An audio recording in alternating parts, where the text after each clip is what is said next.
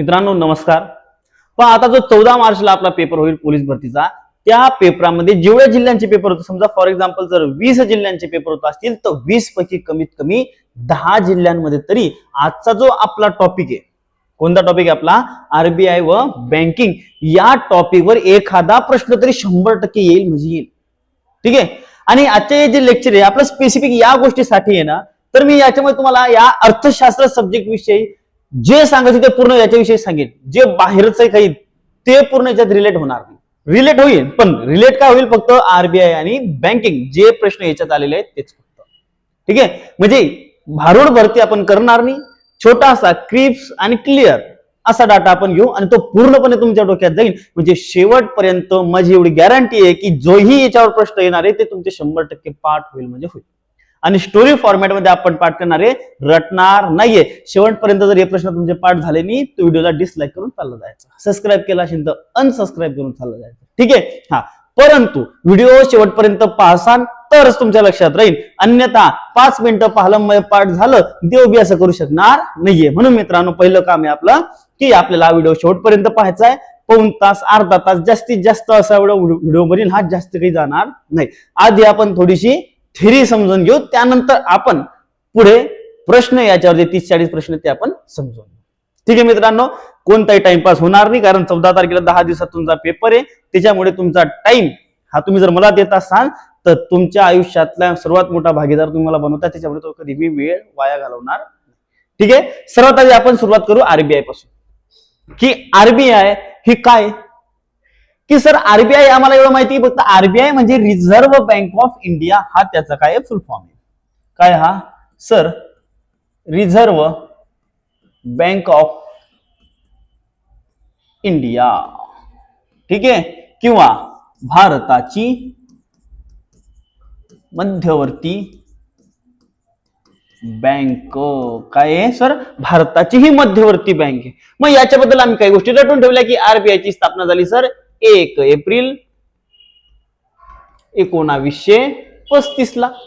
कधी झाली, 1 एप्रिल 1935 ला. याचं राष्ट्रीयकरण झालं सर 1949 ला.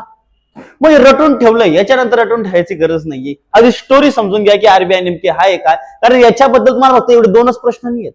याच्याबद्दल तुम्हाला त्याचे पतधोरण सुद्धा विचारलेली आहे, म्हणजे डीप मधला प्रश्न आहे. मग इथे काय आहे की जे प्रश्न इतर लोकांना नाही त्याच्यात आपल्याला 1-2 प्रश्न भेटलाच. रेपो रेट काय, रिव्हर्स रेपो रेट काय, याच्या संज्ञा एका मिनिटात समजतात रे. फक्त गरज कशाची आहे, समजून घेण्याची. मग या संज्ञा मी आता तुम्हाला सर्व शिकवेन, म्हणून हे तुम्हाला पाठच करायची गरज पडणार नाही. आपोआप तुमच्या मनात ही सगळी स्टोरी लाईन तयार होऊन जाईल आता. ठीक आहे.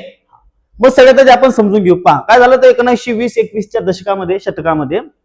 दशकामध्ये त्या 1920 ते 30च्या दशकामध्ये अशी एक देशांची मिटिंग झाली आणि त्या मिटिंग मध्ये त्यांना वाटलं की आपला जो देश आहे, म्हणजे बऱ्याचशा देशांची, जसे की आता तुमचे राष्ट्रीय संघट आपलं हे, त्याच्यामध्ये युएन आहे तुमचा, युनायटेड नेशन ऑर्गनायझेशन, तशी एक मिटिंग झाली तेव्हा राष्ट्रांची. आणि त्याच्यात काय झालं की सर आपल्या जे देश आहे त्या देशामध्ये एखादी अशी बँक पाहिजे, केंद्रीय बँक, ज्याच्यामध्ये आपले सर्व जे देशाचं व्यवहार आहे ते व्यवहाराबद्दल सगळी त्याच्यात नोंद पाहिजे. ठीक आहे. मग याच्यानुसार भारतातही याची गरज भासू लागली आणि 1926 कधी 1926च्या काळात एक आयोग, कोणत्याही गोष्टी जर स्थापना करणार, फॉर एक्झाम्पल मला माझ्या क्लासमध्ये काही नवीन गोष्ट आणायची तर सर्वात आधी मी काय करेन, त्याच्याबद्दल माहिती आली. फॉर एक्झाम्पल मला इंग्लिश हा विषय शिकवायचा आहे, मग मी आधी काय बघितलं, उठला सुटला इंग्लिश शिकवायला लागेल का, नाही. मी काय करेन आधी की आपल्या जामनेरमध्ये किंवा जिथं मी शिकवतो तिथं खरंच इंग्रजी या विषयाची गरज आहे का, मग मी तिथं 2-3 लोकांना सांगेन की एकदा जा रे पूर्ण मार्केटमध्ये शोधा, पूर्ण तुम्ही म्हणजे इंग्लिश व्याकरण आपण सुरू करायला पाहिजे की नाही, याच्यावर तुम्ही एक काहीतरी माहिती तयार करून आणा, मला तो रिपोर्ट द्या. मग तसंच मग जेव्हा भारताला गरज वाटली की आपली मध्यवर्ती बँक असावी, त्यावेळेस काय झालं, तेव्हा इंग्रजांनी काय केलं, 1920च्या काळात एका आयोगाची स्थापना केली. आयोग म्हणजे काय, समिती. समिती म्हणजे काय की ग्रुप ऑफ पीपल्स, म्हणजे लोकांचा समूह की जो विशेषतः त्या कामासाठी बनवला. ठीक आहे. मग त्या कामासाठी कोणाची स्थापना म्हणजे काय केली गेली, एका आयोगाची. कोणता आयोग होता तो सर, हिल्टन यंग आयोग. काय होता, हिल्टन यंग आयोग. या आयोगाची स्थापना झाली आणि या आयोगाने, हिल्टन यंग म्हणजे या व्यक्तीचं नाव राहते. मग या आयोगाने काय केलं, 1926 ला इंग्रजांना म्हणजे जे भारतीय सत्ताधारी होते भारतामध्ये त्यांना एक शिफारस केली म्हणजे काय की त्यांना सांगितलं की दादांनो आपल्या भारतात सुद्धा म्हणजे या भारतामध्ये सुद्धा आपले राष्ट्रीय आंतरराष्ट्रीय किंवा भारतातील सर्व व्यवहार सांभाळण्यासाठी आपल्याला एक मध्यवर्ती बँक पाहिजे. मध्यवर्ती म्हणजे काय सेंट्रल म्हणजे काय केंद्र म्हणजे केंद्रीय ठिकाणी आपला कामकाज सांभाळण्यासाठी आपल्याला काय पाहिजे सर एखादी बँक पाहिजे. मग बँक पाहिजे असं सांगितलं.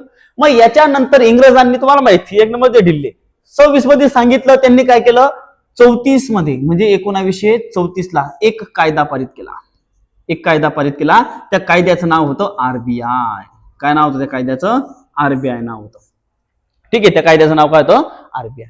आणि या आरबीआय कायद्यानुसार काय झालं मित्रांनो 1 एप्रिल कोणता कायदा होता 1934 चा कायदा 1 एप्रिल 1935 ला कधी 1 एप्रिल 1935 ला आपल्या आरबीआयची म्हणजेच काय भारतीय मध्यवर्ती बँक किंवा भारतीय रिझर्व्ह बँकेची काय झाली मग भारतीय रिझर्व्ह बँकेची स्थापना.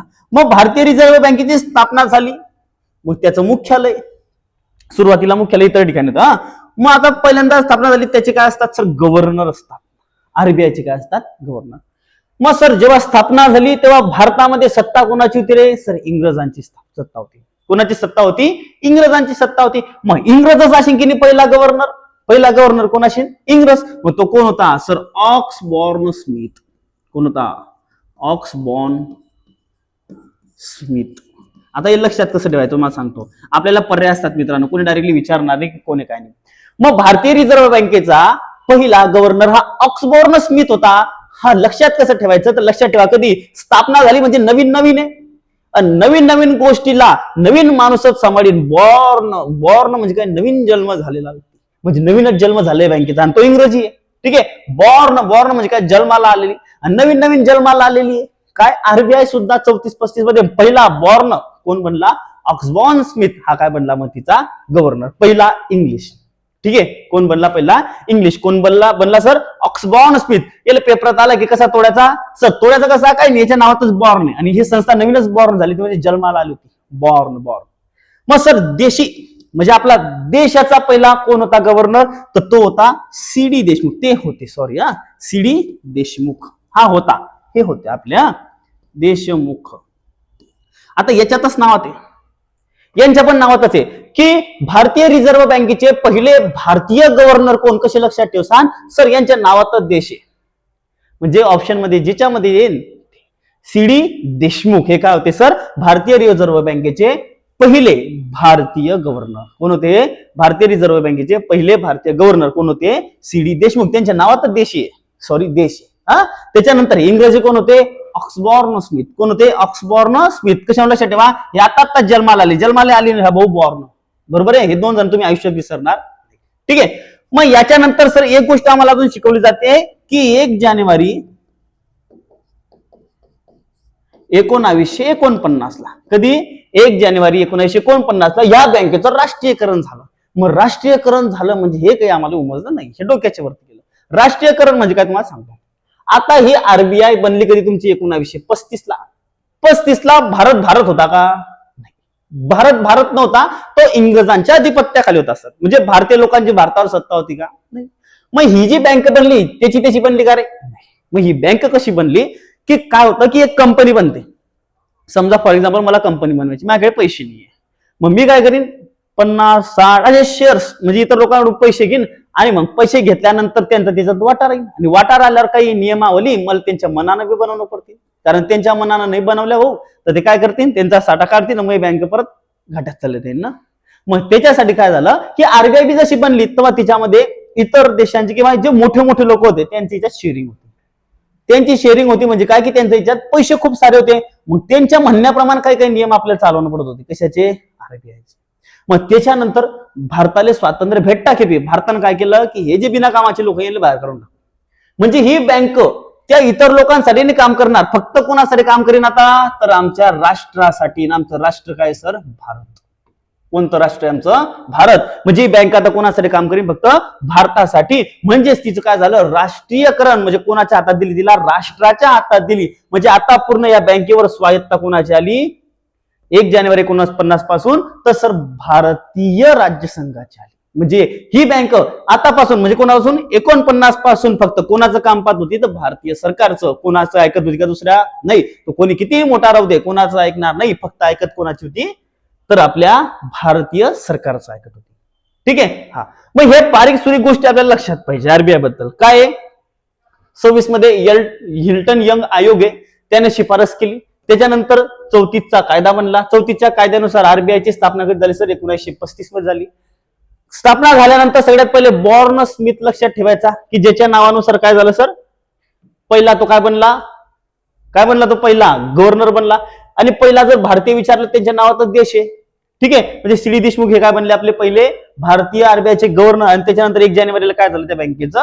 49 मध्ये काय झालं? बँकेचं राष्ट्रीयकरण झालं. सर सध्या कोण गव्हर्नर आहे?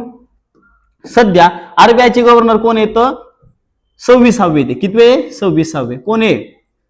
संजय मल्होत्रा. कोण आहे? संजय मल्होत्रा हे सध्या आपल्या आरबीआयचे गव्हर्नर कितवे? 26वे. यांच्या आधी कोण होते? 25वे. तर 25वे तुम्ही म्हणसान सर शक्तिकांत दास. कोण होते? शक्तिकांत दास. सर हे काय होते? आपल्या आरबीआयचे पहिले गव्हर्नर. Sorry 25वे governor. हा पहिले दुसरे इथं माहिती. यांच्या आधी कोण होते? उर्जित पटेल हे सगळं तुम्हाला माहिती असेलच, याच्याबद्दल काही विशेष नाही. हा फॅक्च्युअल डाटा तुमच्या पेपरामध्ये 100% येणार आहे म्हणजे येणार आहे. यांच्यापैकी एखादी प्रश्न तरी आपल्या पेपरामध्ये 1000% येणार म्हणजे येणार. ठीक आहे. मग याच्या व्यतिरिक्त की कदाचित आला तर येऊ शकतो, नाही आला तर राहू शकतो. ठीक आहे. मग सर्वात महत्वाचं काय की सर बँकेची मुख्य कार्य कोणती? काय आपल्या बँकेची मुख्य कार्य कोणती? चलन छपाई व वितरण, म्हणजे चलनची छपाई करणं आणि त्याला वितरण करणं. बँकांचे नियम व नियंत्रण, म्हणजे ज्या छोट्या मोठ्या बँक आहे या बँकांचे नियम व नियंत्रण करणं या बँकेचंच काम आहे. सरकारची बँक म्हणजे सरकारचा जो काही पैसा आहे तो, आता जसा आपला पैसा आला तर आपण कुठे जाऊ? SBI, CBI, post payment bank ह्या आपल्यासाठी बँक आहे, बरोबर आहे. पण सरकारचा पैसा याच्यात ठेवतील का ते? नाही. सरकारचा का आपल्यासारखा थोडी ना 1000, 2000, 500 म्हणून. ठीक आहे. त्यांचा करोडो कोटी, 1000 कोटीचा पैसा तो कुठे जातो? सरकार आपलं आरबीआय मध्ये. म्हणून सरकारचा बँकर कोण आहे? आरबीआय. कुठे गेली? हा आहे. कोण आहे? सरकारचा बँकर म्हणून आरबीआय. परकीय चलन व्यवस्थापन. समजा भारतामध्ये कोणी इन्व्हेस्टमेंट केली, समजा आपला टेस्ला भाऊ आहे. टेस्ला भाऊनं काय केलं? भारतात इन्व्हेस्टमेंट केली. भारतात इन्व्हेस्टमेंट करायसाठी त्याला परवानगी घेणं पडते. मग परवानगी घेताना तो काय करीन? तो पैसे देईन. आता मला सांगा तो आपल्या भारताचा आहे का? नाही. टेस्लावाला हो, बरोबर आहे ना. तो कुठला आहे? अमेरिकेचा. मग तो रुपयात पैसे कुठून आणीन? बरोबर. मग तो काय म्हणेन? आरबीआय होईल. आरबीआय भाऊले भेटी ना, तो काय म्हणेन आरबीआयले की दादा मग डॉलर ठेवान मले रुपये द्या. मग आपली बँक बी काय करीन? परकीय चलन सांभाळून ठेवीन. कारण भारत बी काय करीन? मग भारत आपले केळ जेव्हा अमेरिकेला येईल तेव्हा अमेरिका म्हणेन मग मला पैशात कसं काय देता तुम्ही? माझ्याकडे तर चालत नाही.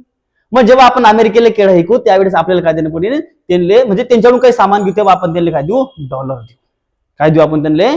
डॉलर. मग त्यासाठी आपल्याला परकीय चलन लय गरजेचं आहे. ठीक आहे. मग हे कोण सांभाळतं? पूर्णपणे आपली आरबीआय. आणि त्याच्यानंतर असतं पतधोरण. पतधोरण या पत शब्दाचा अर्थ काय की क्रेडिट. आपण म्हणतो ना क्रेडिट, पैसे क्रेडिट झाले म्हणजे आले, डेबिट झाले म्हणजे गेले. क्रेडिट म्हणजे जे पैसे लोकांच्या हातात आहे ते किती ठेवायचे आणि काय नाही ठेवायचे हे सगळं याच्यात धोरणात चालतं. आणि या पतधोरणामध्ये या गोष्टी येतात. बँक दर, repo rate, reverse repo rate, CRR आणि SLR या गोष्टी हाय काय ह्या क्लिअर करणं गरजेचं आहे. सर बँक दर म्हणजे काय? पहिल्यांदा तर आता आरबीआय हे सगळ्यांचा बाप आहे. SBI, CBI या ज्या HDFC या ज्या सगळ्या बँक आहे ह्या सार्वजनिक बँक आहे, म्हणजे सर्वांसाठी उपलब्ध आहे, सार्वजनिक पब्लिक, बरोबर आहे. पण SBI ही फक्त उपलब्ध कोणासाठी आहे? त्या ज्या बँक आहे त्यांचा पैसा किंवा सरकारचा पैसा यांच्यासाठी उपलब्ध कोण आहे? आरबीआय. मग आता काय होतं की जसे की आपण आहे समजा माणूस आहे म्हणजे आपण, आपल्याला पैशाची गरज पडली आपण कोणाकडे जातो? SBI कडे. मग का रे SBI बी काय करते माहिती का? आता SBI म्हणजे बँकिंगचा धंदा एक प्रकार त्यांचा. या बँका काय करता? आता ह्या बँका समजा मी आहे म्हणजे ए व्यक्ती आहे आणि हा बी व्यक्ती आहे. ए कडे होते 1000 रुपये. या भाऊनं काय केलं? 1000 रुपये SBI मध्ये ठेवले. आता SBI ला तर त्याच्या कर्मचाऱ्यांना पैसा दे नाही. मग SBI काय करीन? हे 1000 रुपये त्याने याच्याकडे ठेवले आणि याला म्हणे तुला 2% आम्ही व्याज देऊ. काय देऊ आम्ही तुला? 2% व्याज देऊ. म्हणजे 1000 रुपयाचे 2% तुला देऊ. आणि एसबीआय काय करीन, या हजारचे हजार काय करून देईन, हजारचे हजारनी देते, फक्त तुम्हाला समजायसाठी सांगतोय. काय करीन, 100 रुपये स्वतःजवळ ठेवीन आणि 900 रुपये व्याजानं देईन. किती रुपये देईन, 900 रुपये ते व्याजानं देईन. आणि 900 रुपये व्याजानं देताना डायरेक्ट 10%, 8%, 12%, 15% डायरेक्ट नरडीचा गोट घेऊन समोरच्या. मग याच्यात काय करीन, ते 10% कमवले, 2% येले दे ना इकडे, आणि त्याच्यानंतर 8% खिशात घालणे आपण. बरोबर आहे, हे काम करेन. पण कधी कधी आरबीआय बी काय करून टाकेन, आता भाऊना 1000 ठेवले, ये ना 1000चे 1000 समजा देऊन टाकले किंवा 900 दिले, मग याच्या हा 100 उरले. आणि गप्पन एक कधी आला आणि येणं जर गेलं पैसे मागले, मग हा काय म्हणेल, जसं की फॉर एक्झाम्पल मी कोणाकडून पैसे घेतले, मी ए व्यक्तीकडून 1000 रुपये घेतले आणि 900 रुपये समोरच्याला याच आणले, मागे उरले फक्त 100. आणि संध्याकाळी हा भाऊ माझ्याकडे आला की दादा दादा मला 1000 रुपये दे रे. मग मी काय म्हणेन की खरे बाप्पा आता हे पैसे कुठून आणून काय नाही. मग मी तेव्हा मग काय करेन, एकदम आपलं शेवटचं अस्त्र जे राहतं ना, ब्रह्मास्त्र वापरेन. ब्रह्मास्त्र या एसबीआय कडे काय राहतं की हे आरबीआय कडे पैसे मागता. कोणाकडे पैसे मागता, आरबीआय कडे. जशी आपल्याला गरज पडली तर आपण कोणाकडे जातो, एसबीआय, एचडीएफसी या सर्व बँकेकडे. तशी एसबीआय कोणाकडे जाते, मग आरबीआय कडे जाते. मग जेव्हा एसबीआय आरबीआय कडून पैसे घेते, मग आता आरबीआय काय करते, गेले पैसे देते. मग पैसे फुकट देईन का, कारण हे आपल्याला फुकट देताय का, नाही. मग बँकांवर जेव्हा ती कर्ज लावते त्याला सुद्धा मग आता एक कर्ज 2 पद्धतीमध्ये देते. याला जर कमी कामापुरता पैसे पाहिजे, म्हणजे एसबीआयने म्हणलं काही नाही दादा फक्त 8 दिवसापुरता द्या. 8 दिवसापुरता म्हणजे कमी कालावधीसाठी, कमी कालावधीसाठी जर कर्ज दिले तर त्याला म्हणलं जातं रेपो रेट. काय म्हणलं जातं त्याला, रेपो रेट. आरबीआय पब्लिक बँकांवर लावते, सार्वजनिक बँकांवर लावते, तिला काय म्हणतात रेपो रेट. जर तो कमी कालावधीसाठी असेल की काही 8 दिवसात याचे आले की तुम्हाला लुटून देतो, त्याला लावते रेपो रेट. आणि जेव्हा तो जास्त कालावधी असेल, कोणता कालावधी असेल, तो जास्त कालावधी असेल त्यावेळेस ते कोणता कर लावते, बँक दर. कोणता कर लावते, बँक दर. म्हणजे शॉर्ट मध्ये समजावून सांगतो की ज्या वेळेस आरबीआय इतर बँकांना कर्ज देते तेव्हा ह्या कर्जावर जे व्याज लागतं आणि ते कर्ज जर दीर्घकालीन असेल, कसं दीर्घकालीन, तर जो दर लागेल तो कोणता राहील, बँक दर लागेल. आणि जर तो शॉर्टेस्ट म्हणजे कमी कालावधीसाठी असेल तर त्याला काय, रेपो रेट. रेपो रेट समजला. आरबीआय साध्या बँकांना कर्ज देते आणि ते कर्ज जेव्हा देते त्याच्यावर जो कर किंवा जे व्याज या साध्या बँका देतात तो व्याजाचा दर राहतो, त्या दराला काय म्हणलं जातं, रेपो रेट. आणि मग कधी कधी काय होतं, रिव्हर्स होतो हा रेट. रिव्हर्स म्हणजे काय रे, मग आता काय आरबीआय बी पैसे घेते यांच्याकडून. म्हणजे काय, आता यांच्याकडे शिल्लक पैसे झाले, एसबीआय कडे काय पैसे शिल्लक झाले, एसबीआय कडे पैसे शिल्लक झाले.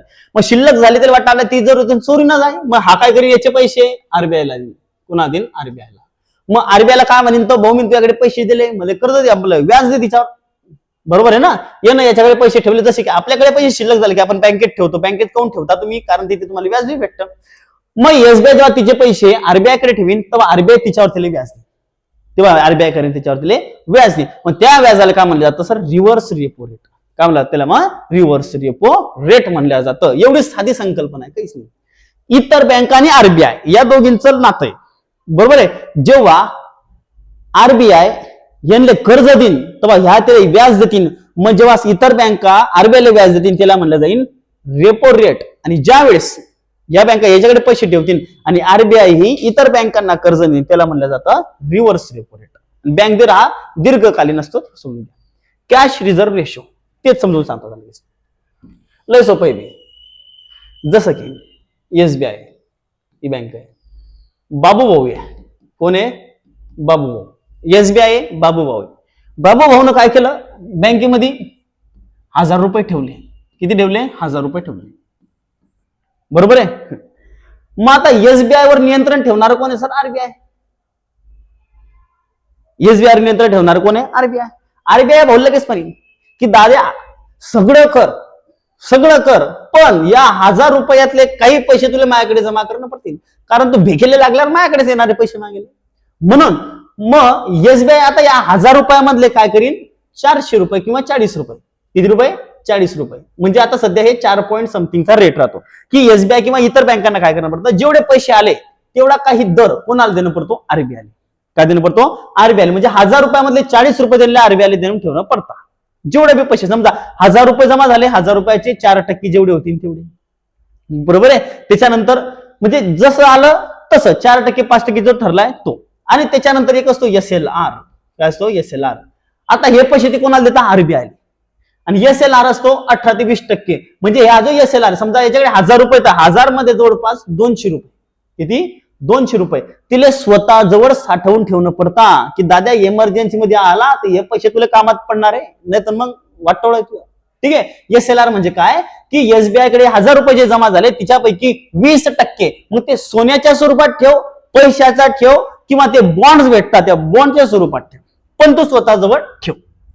म्हणजे CRR म्हणजे काय की ज्या वेळेस एखाद्या बँकेकडे पैसे येतात त्या पैशांमधला काही भाग त्यांना आरबीआयला द्यावा लागतो, त्याला काय म्हटलं जातं? CRR, जो की सध्या 4.1% आहे असं मला वाटतं. म्हणजे 100 रुपयातले 4 रुपये मला आरबीआयला देणं पडतील. बरोबर आहे. आणि SLR म्हणजे काय? Statutory liquidity ratio. हा काय आहे की माझ्याकडे जर 100 रुपये असतील तर 100 रुपयातले 20 रुपये मला माझ्याजवळच ठेवणं पडतील, मी ते वाटू शकत नाही. ते 20 रुपये मग मी चॉकलेटच्या स्वरूपात ठेवीन, त्याचं सोनं करीन, चांदी करीन, काही बी करीन, पण ते 20 रुपये मला माझ्याजवळच ठेवून. ठीक आहे. हे सगळ्या गोष्टी आहे ह्या तुम्हाला आता एकदम व्यवस्थितरित्या मला समजावून दिल्या. याच्याबद्दल तुम्हाला काही शंका नको असं तरी मला वाटतंय. ठीक आहे. याच्यानंतर आपण समजून घेऊ काही महत्वाच्या बँके. SBI. SBI ची स्थापना झाली सर 1 जुलै 1955 ला. कशी स्थापना झाली सर? 3 बँका होत्या, मद्रास, बॉम्बे आणि बेंगॉल. अशा या 3 बँका एकत्र येऊन एक बँक बनली, इम्पेरियल बँक. कोणती बँक बनली सर? Imperial bank. कोणती बँक बनली रे? Imperial bank. आणि या इम्पेरियल बँकच पुढे काय बनलं सर? SBI बनली. काय बनली? SBI. कधी बनली ते? 1955 मध्ये. या इम्पेरियल बँकेचं स्वरूप कशात झालं सर? SBI मध्ये. आणि त्यानंतर आपल्याला बरेचसे प्रश्न नाबार्ड वर सुद्धा येतात. कशावर? नाबार्ड. कधी स्थापना झाली सर नाबार्डची? 12 जानेवारी 1982. कधी झाली ती? 12 जानेवारी 1982 ला नाबार्डची स्थापना झाली. मुख्यालय कुठे सर? मुंबई. याचं बी मुख्यालय कधी कुठे रे? आरबीआय SBIचं बी मुंबई. ठीक आहे. आणि त्याच्यानंतर आरबीआयचं बी जर विचारलं तर कुठे आहे? मुंबई. आरबीआयचं बी हेडक्वार्टर कुठे आहे? मुंबई. सांगितलं नाही का मी? कुठे आहे? मुंबईला. कुठे हेडक्वार्टर आरबीआयचं सुद्धा? मुंबईला. एवढं शिकवल्यानंतर मला तरी नाही वाटत की तुम्हाला हे आठवणार नाही. अजून तर प्रश्न घेतोय आपण. नाबार्डचा फुल फॉर्म काय आहे? National bank for rural development. काय आहे? Rural development. ठीक आहे. हा, national bank for rural development. जाऊ पुढे आता. पहिला प्रश्न आपण घेऊ. पहिला प्रश्न रिझर्व्ह बँकेबद्दल जे सांगितलं मला सांगितलं. एक स्टोरी तयार झाली डोक्यात तुमच्या की 1926 मध्ये हिल्टन यंग आयोग होता, त्यानं काय केली? इंग्रजांना शिफारस केली की सर आपल्या भारतात सुद्धा किंवा आपल्या नाही आपण आपापल्या म्हणजे आपण काय म्हणतात त्याला? ठीक आहे, जे असेल ते आपण याच्यावर जे समावेश घेतलंय, आपण छोटा धंदा केलाय. अशा भारतामध्ये काय असावी? एक मध्यवर्ती बँक असावी. मग त्याच्यानंतर काय आलं? 34 मध्ये त्यांनी कायदा बनवला. त्याच्यानुसार 1 एप्रिल 1935 काय झालं सर? आरबीआयची स्थापना झाली. मग त्याच्यानंतर बॉर्न झाला. म्हणजे कोण? ऑक्सबॉर्न स्मिथ आला, जो पहिला त्याचा गव्हर्नर बनला. आणि पहिला भारतीय देशमुख कोण? आपला पहिला भारतीय गव्हर्नर कोण बनले? मग आपले CD देशमुख हे पहिले भारतीय गव्हर्नर बनले. त्यानंतर सर 49 मध्ये काय आलं? भारतीय रिझर्व्ह बँकेची राष्ट्रीयकरण झालं. ठीक आहे. आणि त्याचं मुख्यालय मुंबईला आहे. ठीक आहे. या बऱ्याचशा गोष्टी, साधारण गोष्टी तुम्हाला माहिती पाहिजे. काय आणलं का? रिझर्व्ह बँक ऑफ इंडियाचे विद्यमान गव्हर्नर यांचे नाव काय? सध्या कोण आहे सर? संजय मल्होत्रा. किती नंबरचे आहे सर? 26 नंबरचे. किती नंबरचे? 26. दिनेश कुमार खारा, शक्तिकांत दास किती नंबरचे सर? 25. किती नंबरचे होते? 25 नंबरचे होते. ओडिसाचे ते राहणार, ते भुवनेश्वर मध्ये त्यांचा जन्म झालेला. हा, पुढचा प्रश्न. रेपो रेट म्हणजे काय? पहा, तुम्हाला सांगितलं मी. Repo rate, reverse repo rate हे असते आरबीआय आणि असतात इतर बँक. या काय असतात? इतर बँक. आता आरबीआय जेव्हा याला कर्ज देते, हे बँक याच्यावर रेट देते, त्याला काय म्हणतात? Repo rate. बरोबर आहे. आता ही बँक याला पैसे देते आणि ही बँक याला कर्ज देते, त्याला काय म्हणतात सर? Reverse repo rate. काय म्हणतात त्याला? Reverse repo rate. Repo rate म्हणजे ज्या व्याजदराने आरबीआय व्यापारी बँकांना कर्ज देते कारण रेपो रेट मध्ये आरबीआय कर्ज देते आणि रिव्हर्स रेपो रेट मध्ये आरबीआय कडे पैसा येतो, म्हणजे आरबीआय कर्ज घेते साधारणतः असं लक्षात ठेवा. भांडवली बाजाराला नाही, व्यापारी बँकांकडून घेते का रे, त्यांना देते, भिकारी होऊन जातात तेव्हा मागतात. 1955 मध्ये इम्पिरियल बँकेचे राष्ट्रीयकरण. आता समजवलं की सर एसबीआय ही बँक कोणाचे बनलेले रे, सर इम्पेरियल पासून बनली. कधी सर 1 जुलै 1955 ला.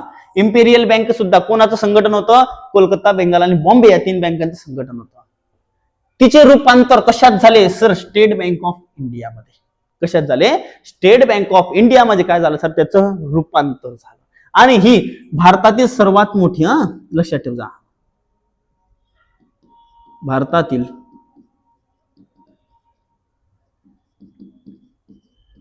सर्वात मोठी सार्वजनिक बँक आहे. कोणती ती, सार्वजनिक म्हणजे लोकांसाठी उपलब्ध असणारी, स्टेट बँक ऑफ इंडिया. कोणती आहे, State Bank of India. Bank of इंडियाने रिझर्व्ह बँकेने सुरू केलेले CBDC. करंट अफेअरचा प्रश्न त्यावेळेचा हा 2022 मध्ये रिझर्व्ह बँकेने CBDC म्हणजेच काय, सेंट्रल बँक डायरेक्ट करन्सी, पण त्याला डिजिटल करन्सी म्हणलं गेलं होतं. तुमच्या पेपराचा प्रश्न दिला होता, पण ते डायरेक्ट करन्सी होतं त्याचा. म्हणून काय करू आपण, डिजिटल डायरेक्ट करन्सीच करा तुम्ही. डिजिटल करन्सी होतं ते, पण सेंट्रल बँक डायरेक्ट करन्सी असं तुम्ही त्याचं उत्तर करा. आता येणार मी हा प्रश्न चुकून, एक करंट अफेअरचा प्रश्न होता. लक्षद्वीप म्हणजे, हा सुद्धा करंट अफेअरचाच प्रश्न होता त्यावेळेस. लक्षद्वीप मध्ये शाखा सुरू करणारी पहिली खाजगी क्षेत्रातील बँक कोणती आहे, तर सर ती बँक आहे HDFC बँक. कोणती बँक आहे ती, HDFC बँक ही पहिली बँक आहे की जिने काय केलंय सर, लक्षद्वीप मध्ये पहिली शाखा ओपन केलेली आहे. तुमच्यासाठी प्रश्न आहे की सर अंदमान व निकोबार मध्ये, कुठे, अंदमान व निकोबार मध्ये पहिली शाखा कोणी ओपन केली, कुठे, अंदमान व निकोबार मध्ये. शेती व ग्रामीण विकासाची राष्ट्रीय बँक नाबार्डची स्थापना केव्हा झाली, कधी झाली, नाबार्डची स्थापना 1982, 12 जुलै. मी 12 जानेवारी शक्यतो ना, एकदा चेक करूया आपण. 12 जुलै कराले, सॉरी, ते एक्झिम बँकेचं लिहून दिलं मी तुम्हाला. 12 जुलै 1982. कधी झाली, 12 जुलै 1982. नाबार्ड बँक, नाबार्ड बँकेच्या नावातच आहे काय,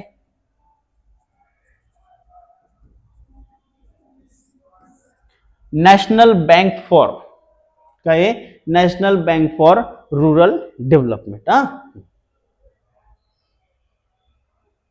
याचं मुख्यालय कुठे रे, मुंबईला. भारतीय स्टेट बँकेची स्थापना कोणत्या वर्षी झाली, स्टेट बँकेची स्थापना कधी झाली सर, 1 जुलै 1955. कधी झाली, 1955. कोणत्या बँकेचं रूपांतर झालं सर, इम्पिरियल बँकेचं रूपांतर झालं. कोणत्या बँकेचं रूपांतर झालं, इम्पिरियल बँक.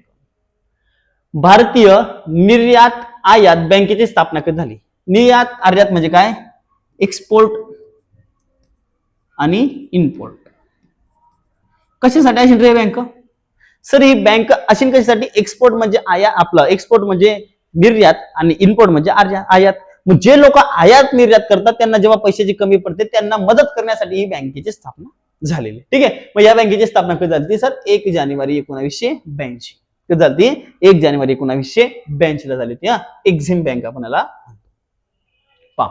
क्रेडिट कार्ड सुरू करणारी भारतातील पहिली बँक कोणती, तर ती बँक कोणती होती, सेंट्रल बँक ऑफ इंडिया. 1980च्या दशकामध्ये त्यांनी केलेली. कोणी केली होती, सेंट्रल बँक ऑफ इंडिया ने काय केली होती सर, क्रेडिट कार्ड सुरू करणारी पहिली भारतातली ही बँक होती. पुढचा प्रश्न, जॉन एंड्रियन शेफर्ड, काय, जॉन एंड्रियन शेफर्ड बॅरन हे कशाशी संबंधित आहे. जर आपण एटीएम बद्दल माहिती पाहिली सर, एटीएम, तर एटीएमचा शोध लावणारा हा माणूस होता. मग एटीएमचा शोध या माणसाने कुठे लावला सर, 1967 मध्ये. कधी, 1967 मध्ये लंडन मध्ये. कुठे लावला, लंडन मध्ये ह्या व्यक्तीने त्याचा शोध लावला. सर एटीएम भारतात कधी आलं, तर भारतात आलं मित्रांनो एटीएम 1987. कधी आलं, 1987 मध्ये. कोणत्या बँकेने लॉन्च केलं, तर HSBC. म्हणजे कोणती बँक आहे, हाँगकाँग Shanghai banking corporation.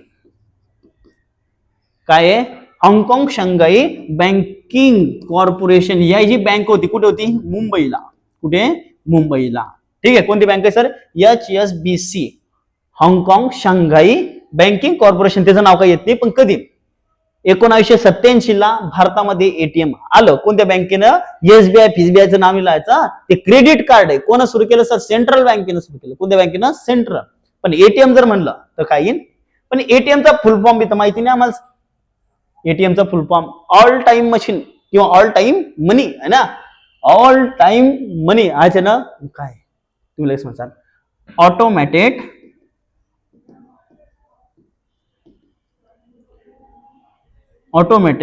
Teller machine. ठीक आहे. काय आहे? Automated teller machine. हे काय आपलं एटीएमचा फुल फॉर्म आहे. ठीक आहे. Auto teller machine. पुढचा योग्य पर्याय निवडा. बँकिंग नियम कायदा. बरोबर आहे सर. 49 मध्ये आरबीआयचं राष्ट्रीयकरण झालं तेव्हा सर्व बँकेसाठी नियम बनले. ते भारतानं बनवले. याच्या आधी इतर लोक होते ज्यांचा तिचा हातखंड होता. मग भारतीय रिझर्व्ह बँकेची स्थापना कधी झाली? 34 मध्ये झाली का रे? नाही सर, 35 मध्ये झाली. पहिलं बरोबर, दुसरं चुकीचं. फक्त एक बरोबर. काय तरी मॅचं फक्त एकच बरोबर आहे, बाकीचे बरोबर. पुढचा प्रश्न. युनायटेड बँकचे राष्ट्रीयकरण होऊन तिचे रूपांतर भारतीय स्टेट बँकेत झाले. कोणत्या बँकेचं? भारतीय स्टेट बँक. कोण बदलली सर? Imperial bank. कोणती बँक बदलली मग? Imperial bank. नाबार्डचे मुख्यालय कुठे? चारदार सांगितले मुंबई. ह्या ठिकाणी कोणतीच मुख्यालय नाही असं धरून तुम्ही. ज्या ज्या महत्वाच्या बँकेत त्यांच्या सर्वांचं मुख्यालय कुठे? मुंबईला. भारतीय रिझर्व्ह बँकेची स्थापना कधी झाली? रिझर्व्ह बँकेची स्थापना लहान पोरांनाही विचारत आता सांगता आलं पाहिजे. हे झाले सर 1 एप्रिल 1935. आणि नोव्हेंबर मी फक्त 49 मध्ये काय झालं सर? तिचं राष्ट्रीयकरण. काय आलं? राष्ट्रीयकरण. 100 रुपयाच्या नोटेवर लक्षात ठेवा. इथून 10 पासून ते 500च्या आता शेवटचे 500 या सर्व नोटींवर कोणाची सही असते सर? गव्हर्नरची. कोणाची सही असते? गव्हर्नरची. जो राष्ट्रीय बँकेचा गव्हर्नर आहे, आपल्या आरबीआयचा गव्हर्नर, त्यांची.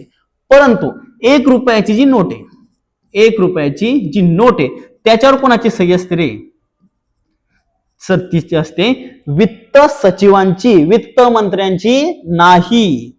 वित्त सचिव हिच्यात दिलंय का? नाही दिलंय. हिच्यात कोणाचे राहील? RBI governor. 10 पासून ते 500 पर्यंत कोणाचे राहते? आरबीआय पासून आरबीआय गव्हर्नर. परंतु 1 रुपयाची नोट, किती? 1 रुपयाच्या नोटवर कोणाचे राहील सर? वित्त सचिव. कोणाचे राहील? जे वित्त सचिव राहतात, म्हणजे वित्त खाते आणि त्या वित्त खात्यातील जे सचिव, म्हणजे वित्त मंत्र्यांच्या खाली अध्यक्ष, अध्यक्षानंतर सचिव, म्हणजे सर्व कार्यकारणी पाहणारा सचिव राहतो. सेक्रेटरी आपण त्याला म्हणतो.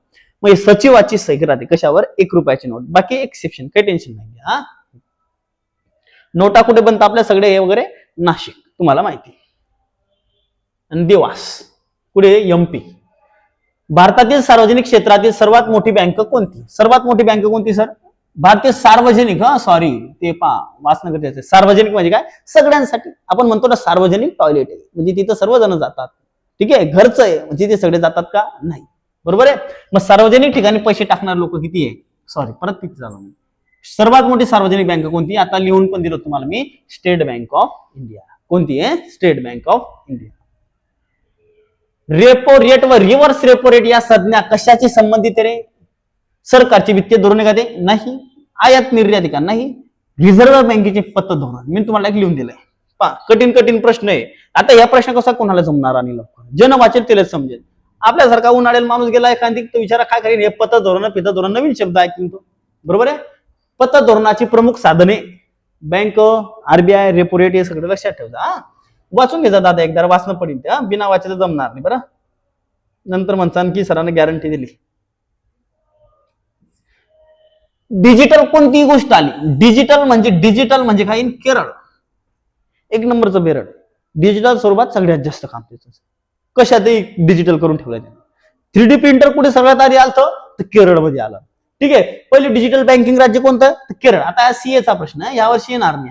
मी डायरेक्ट गॅरंटी देऊन सांगतो या प्रश्नाशी येणार नाही, कारण ते 2022 मध्ये सगळ्यात पहिले ते झालं होतं. त्रिचूर नावाचं ते हे होतं, ती जिल्हा, तो जिल्हा सगळ्यात पहिल्यांदा झाला. रुपयाचे चलन चिन्ह कोणी डिझाईन केले? ओके, कोण आहे? उदय कुमार यांनी काय केलं? आपला देवनागरीचा र आणि रोमनचा आर या दोघींनी मिक्सअप केले आणि या रुपया चलन आपलं त्यांना बनवलं. ठीक आहे, हे रुपयाचं चलन कोणी बनवलंय? उदय कुमार यांनी. 2015 मध्ये माझ्या मते त्या या चिन्हाला सहमती मिळाली. 2010 मध्ये त्यांनी बनवलं होतं. ठीक आहे, IITN असतील ते, कारण IITN लोकच याच करतात.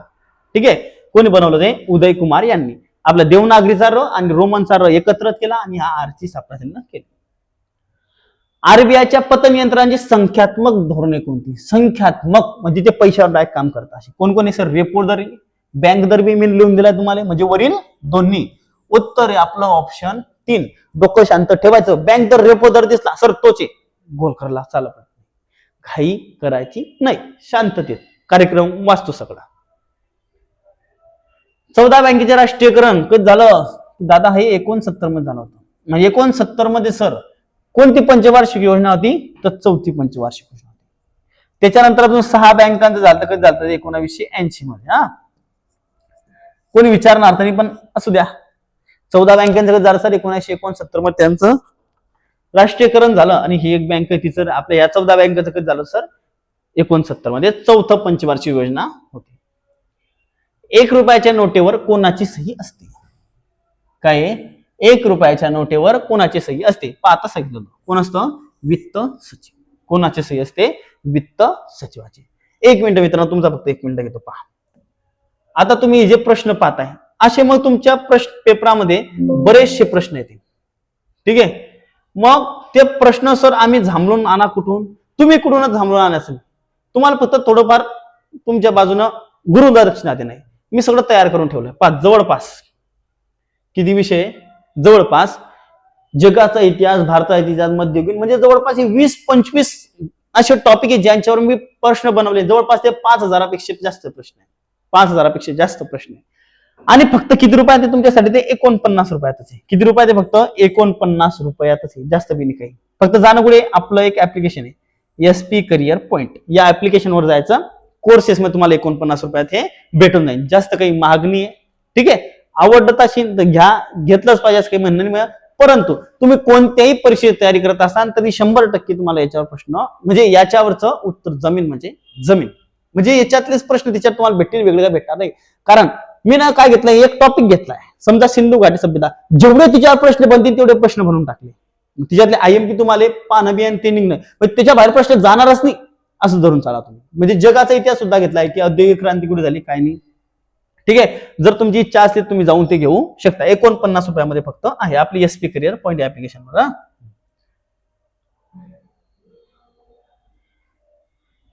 मग आता हे 1 रुपयाच्या नोटांवर, त्याच्यानंतर